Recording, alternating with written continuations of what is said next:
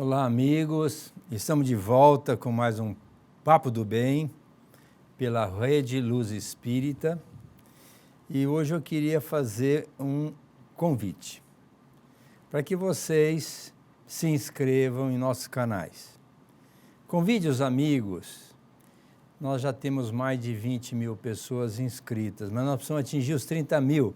E é com isso que nós vamos adquirindo mais força para levarmos adiante os nossos programas. Então participem conosco, inscrevam, divulguem o nosso trabalho. Isso é muito importante para nós e para a nossa doutrina pela qual nós estamos trabalhando. Hoje nós temos a grata satisfação de contarmos aqui com um advogado, amigo nosso, Dr. Marchiori Júnior. Ele é um dos responsáveis, é um dos motivadores, um dos evangelizadores lá da Associação Espírita Allan Kardec. E eu quero agradecer a sua presença, a aceitação do nosso convite para estar aqui conversando conosco sobre dor e isolamento. Nós sabemos que somos gregários, gostamos de estar com outras pessoas, convergindo, congraçando, e o isolamento por si só já traz uma dor e nós não gostamos de sofrer. Marchiori, o que você tem para nos falar, acrescentar dentro desse assunto que eu acho de extrema importância? Eu que gostaria de agradecer a vocês a oportunidade de levar um pouco mais a doutrina e os ensinamentos de Cristo para frente. Então eu agradeço a todos, obrigado à Rede Luz Espírita, que o pessoal se inscreva atendendo o pedido, porque um dos principais trabalhos dos trabalhadores é exatamente levar aos outros essa doutrina esclarecedora.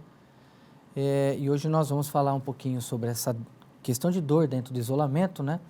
Porque nessa pandemia, às vezes a gente fica muito preocupado com as pessoas que eventualmente perdem um parente, perdem um ente querido, né?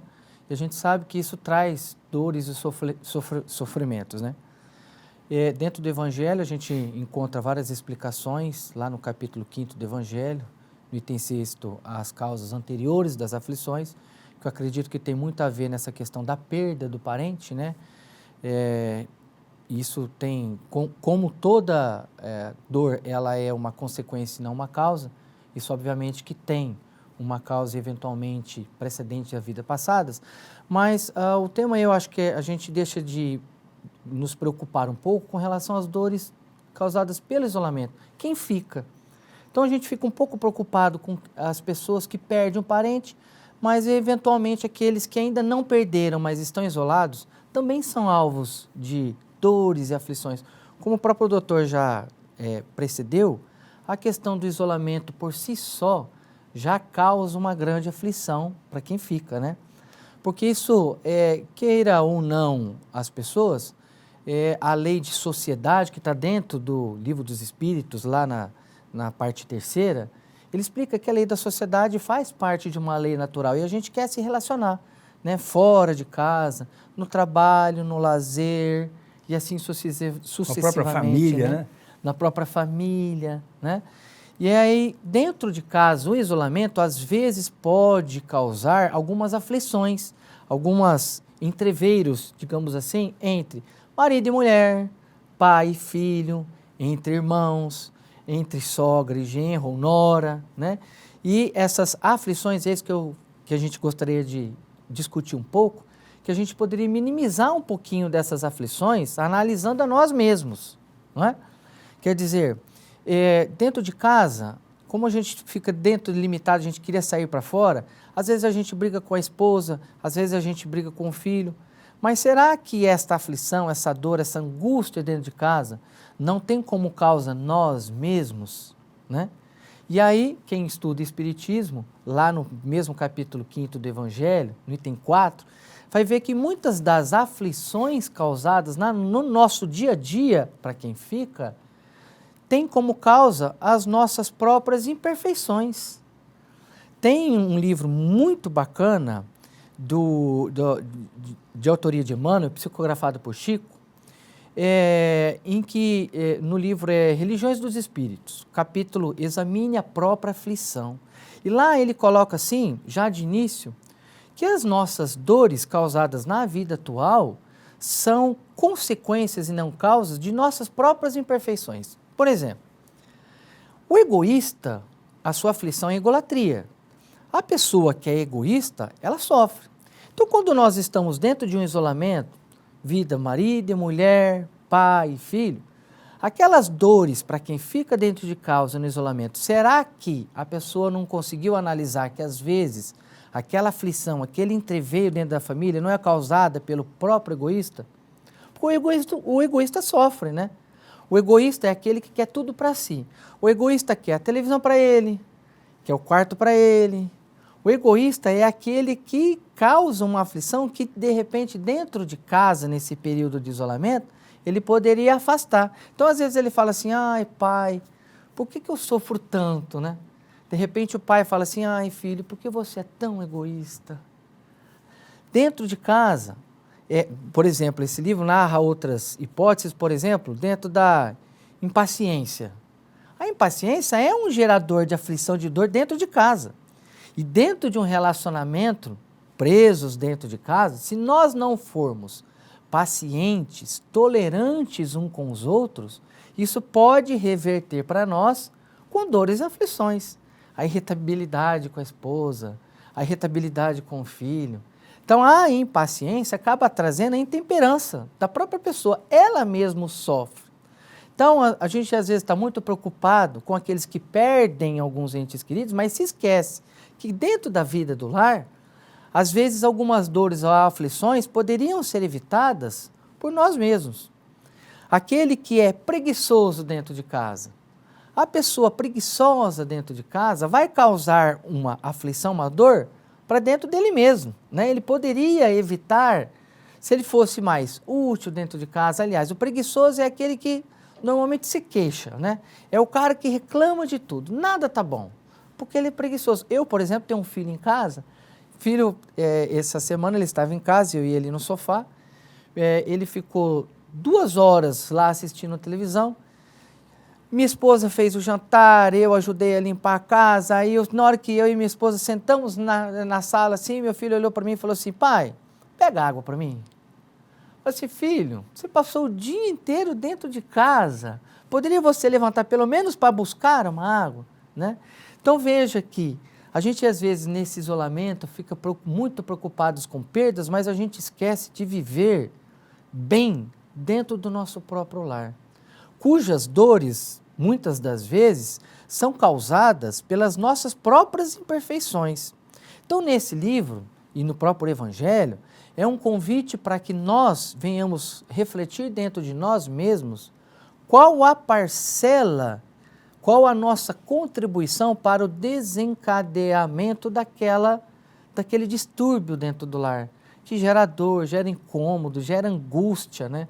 Às vezes o marido vai dormir com raiva da esposa, ou a esposa às vezes com raiva do marido, mas às vezes aquela situação foi causada pela própria pessoa, por não ter ouvido a esposa, por não ter sido um pouco mais útil, por ter sido muito preguiçoso, por não ter sido paciente, tolerante. Então, nós temos que pensar e ponderar bastante, não só nós, para todo mundo, inclusive quem está em casa, para analisar o nosso próprio comportamento, que se nós estivermos dentro das leis divinas, nós iremos sofrer um pouco menos nesse isolamento. Teremos uma vida mais tranquila, uma vida mais saudável, uma vida mais harmoniosa, que é um convite que a gente faz a todos aqueles que estão assistindo, para que dentro desse isolamento reflita um pouco de si. Aliás, eu acho que a pandemia veio para isso, né? Veio para nos aproximar enquanto família e testar essas questões, né? Essas relações entre marido, mulher, filho e pai, para que a gente possa acertar um pouco mais essas arestas dentro do bem-estar, do convívio social. Porque como acabamos de falar, né? A lei de sociedade é uma lei natural. Temos que viver em sociedade, inclusive dentro da própria família. E as pessoas às vezes pensam assim, nossa, mas dentro do meu lar é muito mais desarmonioso do que um outro lar. Porque eu vejo, às vezes, um parente que o lar é harmonioso, eu vejo o outro que não é, e o meu não é. Então, às vezes, aquela causa é causada pela própria pessoa que está dentro daquele ambiente familiar. A gente tem que refletir um pouco sobre isso, né? O quão nós estamos fazendo bem dentro do lar, o quão a gente tem externado as nossas virtudes e não os nossos defeitos, não colocar o outro, né, nessa evidência, porque minha esposa é impaciente, porque o meu filho é preguiçoso. Qual a nossa parcela de culpa nisso? Porque a gente está vivendo dentro de um ambiente social. E não pense você que é só na sua família que às vezes tem essas aflições, esses embates. Porque a dor faz parte de uma lei natural. Assim como o progresso ou a lei de sociedade, a dor também é uma lei natural. Ela faz parte do nosso dia a dia. Aqui a felicidade ela não é absoluta, né? Ela é relativa. Temos altos, mas temos baixos também, né? E nessa hora do baixo a gente tem que, acender uma luzinha vermelha, refletir para dentro de nós mesmos, para que não permitamos que essa situação persista ou se prolongue, voltando naquela felicidade relativa, né? Naqueles momentos de alegria, de paz, de harmonia, porque é uma lei natural. Todos os lares têm os seus entreveros, né? As suas discussões entre marido, mulher, filho, pai, irmão com irmão, sogra com nora e assim sucessivamente. Porque é uma lei. A dor que existe aqui, a dor que existe dentro do lar do Aguinaldo Vasconcelos, são as mesmas tribulações que tem dentro do lar da família Marchiori. Não é diferente, somos iguais, faz parte de uma lei natural, né? A lei natural, aliás, Kardec, no Livro dos Espíritos, na questão 614, faz essa pergunta para os espíritos: o que é uma lei natural? E eles respondem: lei natural é aquela criada por Deus, é aquela perfeita, universal, eterna, universal porque atinge a todos. Até mesmo Cristo, quando aqui esteve, não viveu numa vereda de flores, né?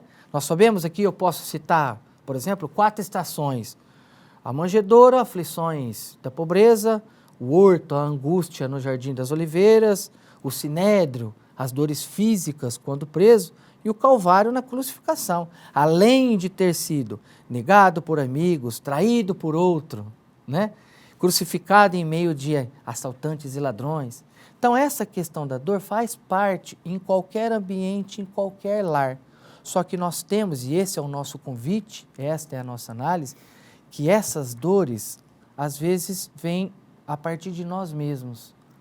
Às vezes é nós quem criamos essas aflições, ou porque nós somos muito orgulhosos, ou porque nós somos muito egoístas, ou porque nós somos preguiçosos, impacientes, intolerantes. E a gente tem que, né, rever um pouquinho esses nossos conceitos para a gente progredir, para ter um lar mais adequado, mais harmonioso, para que a gente possa viver melhor. Então, nesse período de pandemia, essa preocupação não só com o desencarne de quem já foi, daquele que perdeu um parente, mas nós também temos que olhar para aqueles que ficaram e que estão aqui no momento de isolamento e tentar viver um pouco melhor, tentar viver um pouco com menos dores, menos aflições, porque o objetivo do isolamento é esse, é exatamente a gente aparar as nossas arestas. E não se engane, doutor, nascemos no lar necessário para a nossa evolução. Não estamos lá por acaso. Se caímos naquele lar com aquela esposa, se caímos no lar com aquele marido, se caímos no lar com aquele filho, é porque aquilo é necessário para nós. Não viemos em lar por um acaso, né? Caímos naquele lar onde a minha esposa é daquele jeito que eu não merecia. Não, é exatamente o que você merece, no sentido de progredir, no sentido de se reformar, no sentido de buscar os seus problemas, verificar dentro de você, melhorar e procurar auxiliar o melhoramento do próximo, do outro que está convivendo, né? Não viemos aqui por um acaso. Aliás, o acaso não existe. Caímos do nada ou por um acaso. O nada, ele é um nada. Se fosse alguma coisa, não era nada. Não deixaria de ser um nada. Eu sempre falo isso na evangelização dos alunos. Gente, não existe o nada ou por acaso.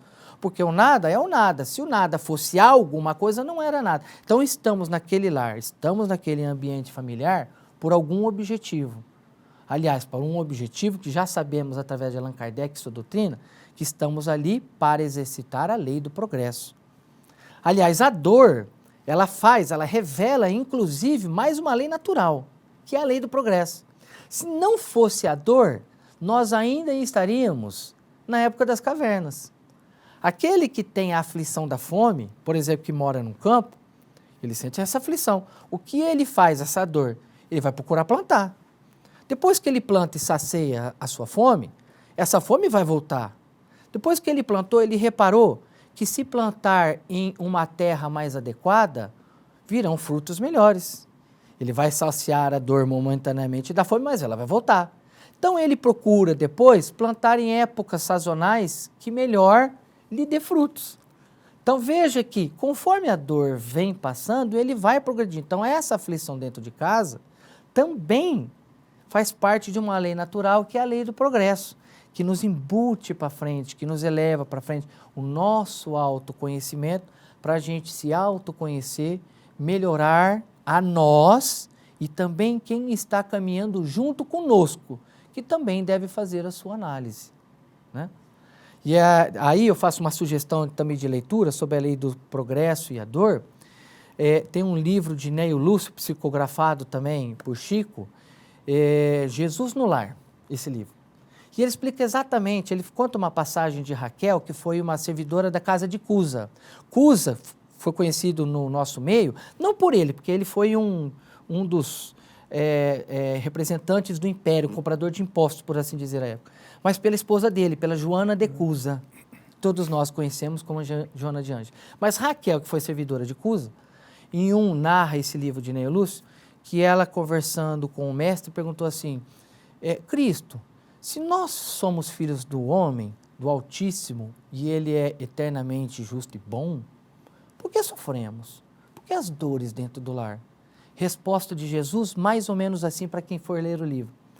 Que a dor, ele é o aguilhão que nos mantém no caminho da senda divina.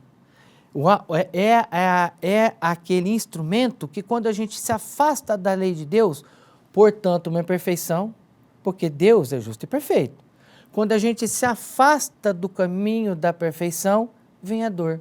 Então Jesus responde, sentimos dores, porque as dores é uma proteção divina em direção ao progresso. Então veja que nós temos que aprender, conhecer essas dores dentro do lar, analisar nessa fase de isolamento dessas aflições, esses embates que a gente tem, às vezes por razões muito pequenas, com pais e filhos, com esposa ou com esposo, que às vezes tem razão dentro de nós mesmos. E a gente tem que se procurar em progredir, em elevar-se, e não sair, como disse Cristo nessa passagem, né, com um aguilhão em direção ao progresso, não sair da seara da perfeição divina, intolerância, impaciência, egoísmo, orgulho, inveja, ciúme, e voltando para trilhar na seara do bem. Então esse fica aí o nosso convite, a nossa reflexão, para que as pessoas dentro desse contexto de isolamento, embora a gente tenha essa necessidade de buscar o convívio social junto com os outros, no momento a gente tem que aproveitar a oportunidade que Cristo nos deu, que o Pai Divino nos deu, para que a gente dentro do ambiente familiar, a gente venha conhecer a nós mesmos, como nós somos, olhar um pouco para dentro de si. Se de repente uma circunstância de uma reclamação de um filho não decorreu em razão da minha impaciência e não da dele. Às vezes uma circunstância aconteceu pelo meu egoísmo e não por ele. Então a gente diz, porque o meu marido ou porque a minha esposa. E você? E nós? Como estamos agindo dentro do lar? Né? Então, e a doutrina espírita, ela é um celeiro de explicações, de questões filosóficas, racionais e lógicas, que nos mostram exatamente isso. Por isso que a gente sempre diz que a doutrina espírita, ela não é só uma religião. Ela é religião porque ela nos conecta a Cristo, como qualquer outra religião. Tem muita gente que diz que a doutrina espírita não seria religião, seria uma um modo de vida, que na verdade não é, ela é uma religião, porque ela nos conecta ao Criador, mas ela é também ciência. Ciência no sentido de nos explicar os mecanismos da comunicação espírita. E quando a gente fala em ciência, a gente fala em metodologia, a gente fala em expertise, método. Nós não estamos vendo a vacina, que a vacina tem que passar pela fase 1, 2 e 3, quer dizer, há etapas científicas para ser aprovada. E a doutrina espírita não é diferente. A doutrina espírita, ela tem um conteúdo científico, porque ela tem por etapas científicas para ser comprovadamente como uma razão lógica. Basta para quem é iniciante na doutrina espírita, abrir o Evangelho na introdução, o Evangelho segundo o Espiritismo, no item 2, tem o capítulo Autoridade da Doutrina Espírita. E ali você vai conhecer toda uma metodologia, né? Todas as informações que vêm do plano espiritual são bons? Pela autoridade da doutrina, vimos que não todas, porque existem espíritos levianos, espíritos brincalhões, espíritos até que de boa fé nos passam informações que para eles seriam verdade, enquanto que, infelizmente, pela ignorância e falta de conhecimento, às vezes não espelha a verdade, de repente até de boa fé. Mas veja que para a conjuntura espírita, a aceitação como verdade, passa todo por uma metodologia, né? Científica. Vou começar que o Kardec, quando recebeu os 50 cadernos, os que o antecederam aí durante uns 5 anos de contato direto com os fenômenos mediúnicos, eles não tiveram estrutura para alinhar todos aqueles conhecimentos. Como Kardec era uma pessoa de ciência, era um pedagogo, usava da metodologia, passaram para ele analisar todos os informes e alinhar para que chegasse até a nós de uma maneira entendível. Então é importante dizer que nada é de graça e não precisa achar que qualquer um pode fazer. Tem que ter uma bagagem. Nenhuma criatura teria feito o que Jesus fez, né? Para isso ele teve que vir à Terra, mas com a bagagem que lhe era própria. E tantos outros que sucederam o Cristo também tinham know-how. O Kardec, ele foi escolhido para trazer para nós a doutrina, escolhido a dedo, porque ele tinha estrutura para isso. Então, a gente sabe que ele veio, explicou tudo, no Evangelho está lá a explicação sobre a causa da dor, e muitas das vezes as dores são mais por conta do dia a dia do que do karma. Às vezes a pessoa, eu estou sofrendo porque meu karma, 30% só é karma, 70% é a gente que faz a coisa acontecer de uma maneira equivocada. Por isso que a dor vem, pode ser minimizada ou até afastada pelo conhecimento. Quando a pessoa conhece e evita, ele não sofre. Agora, quando ele não conhece e age de qualquer forma, vai trazer problema. Não é assim, Marquinhos? Não tenha dúvida. E para quem não conhece a doutrina, aproveitando o Kardec escolhido a dedo, tem muitas pessoas que colocam assim em dúvida, mas por que só o Kardec? Veja que o Kardec, ele tem uma metodologia científica, porque o Pentateuco da doutrina, o Livro dos Espíritos, Céu e Inferno, Gênesis, ele foi passado não só em um determinado lugar, ele colheu informações de diferentes pontos, cujas respostas foram as mesmas, dentro de uma lógica. Então, por aí você já vê que a doutrina, Kardec escolhida a dedo, existe uma metodologia cientificamente comprovado para que aquelas informações sejam verdadeiras, tal como a dor. Então, como o doutor bem colocou, o que nos ensina a doutrina, essa metodologia, que aí já faz parte da parte filosófica da doutrina, né? Porque a doutrina espírita é religião, ciência e filosofia. E essa é a parte filosófica. A parte filosófica nos explica a raciocinar logicamente. Por que estamos aqui? Qual a finalidade da vida? Para onde vamos? De onde vem? Por que da dor? Posso minimizar a dor? Como muito bem o doutor colocou, a dor, se nós analisarmos a nossa conduta, ela pode ser inclusive afastada. Se não afastada por nossos atos, poderemos até minimizar a dor, se não afastá-la por completo, mas sofrer um pouco menos. E é isso que nos ensina a doutrina espírita, né? O porquê da dor, por que ela existe. Podemos afastar, podemos sofrer menos? Claro que sim, Porque como, colocado pelo Dr. Aguinaldo, o espírita, ou aqueles que não conhecem a doutrina, costuma colocar muito questão de karma. Eu tenho que vir por sofrer, faz parte de uma vida anterior.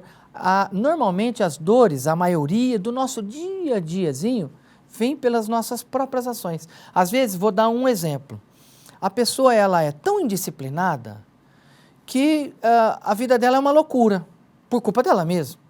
Então, por exemplo, ela trabalha num lugar 30 quilômetros de distância da sua casa. O que ele faz? Uma pessoa indisciplinada, erro dele mesmo. Ele levanta 5 minutos para dar horário para entrar no emprego. Uma pessoa indisciplinada. O que vai acontecer? Ele já levanta nervoso. Não acha a chave do carro porque está nervoso, já não acha a camisa correta porque está nervoso. E aí ele começa a botar a culpa na esposa. Por que meu café não está pronto? Por que minha roupa não está passada? Onde que está a chave do carro? Se você fosse uma pessoa organizada, você sabia onde está a chave do carro. Aí ele pega a chave do carro, falta 3 minutos para chegar no serviço, que é a 30 quilômetros da residência. Ele vai para o trânsito. O trânsito ele fica irritado. As pessoas da sua frente andam, entre aspas, devagar. Né? Não é porque ele está com pressa, que as pessoas estão à sua frente que estão devagar. Né? Aí chega lá no serviço, toma uma bronca do patrão e fala assim, nossa, o meu chefe é um cara ruim, mas ele está atrasado 20 minutos. Aí depois que ele teve um dia ruim no serviço, volta para casa, no isolamento ainda. Chega o dia inteiro, às vezes não está trabalhando no home office, aí chega em casa, a esposa está lá o dia inteiro com os filhos que estão tendo aula home office, ele chega explodido em casa. Mas por culpa de quem? Dele. Né? Então, e esse é o convite de nós nos reanalisarmos, verificarmos como está sendo a nossa conduta, como nós estamos agindo dentro de casa durante esse período de isolamento, o que temos fazendo com a nossa vida, a gente tem procurado reformar essas nossas imperfeições, utilizando um pouco mais de paciência em casa, às vezes aquele que está trabalhando, um pouco mais de paciência no serviço, ou tolerância com um colega de trabalho, que às vezes não teve um bom dia, e aí a gente acaba atropelando o colega de trabalho, porque ele não teve um bom dia e a gente acaba atropelando tudo. Então fica o nosso convite para a pessoa se autoanalisar, para que tenha nesse período de isolamento uma vida mais harmoniosa, mais tranquila, mais adequada, e busque o progresso íntimo e moral para qual ela está aqui nessa existência. Lembrando que o nosso tempo já está encerrado, nós não podemos continuar, mas que se quiser uma receitinha bem curtinha para evitar o sofrimento, vamos fazer o bem. O bem em qualquer momento, o bem para o animalzinho, o bem para a plantinha. Se está em casa, vá ao jardim, faz um bem para as plantas. Tem um animalzinho que está lá sozinho, ele gosta de carinho, faça um carinho para o animalzinho. Tem os parentes mais próximos, mais distantes, seja bom, faça o bem para eles. Um telefonema, por exemplo, já que nós estamos em casa, temos tempo, vamos ligar. Ô fulano, como é que você está? Tudo bem? Passa uma mensagem para aquela pessoa que está isolada e está desacreditada de si mesmo, pensando até em fazer algumas absurdidades. Fazer o bem para aquelas pessoas que estão atravessando um momento difícil, até a fome, como nós estamos percebendo. Aquele amigo que está querendo fazer alguma coisa, sejamos solidários, vamos participar com ele. Se sabemos de alguma instituição que pode ser ajudada, vamos ajudar também. Então, o bem é o caminho mais curto para a gente evitar o sofrimento, onde quer que estejamos. Quero agradecer muito, Marchiori, a sua presença, todas as suas informações, com o seu conhecimento, convidá-lo para futuramente estarmos juntos novamente. Será um prazer. E desejar a todos vocês muita paz, muita harmonia, ânimo, coragem, e façamos todo o bem possível, porque, segundo Chico, ele, o bem, será o nosso único advogado no porvir.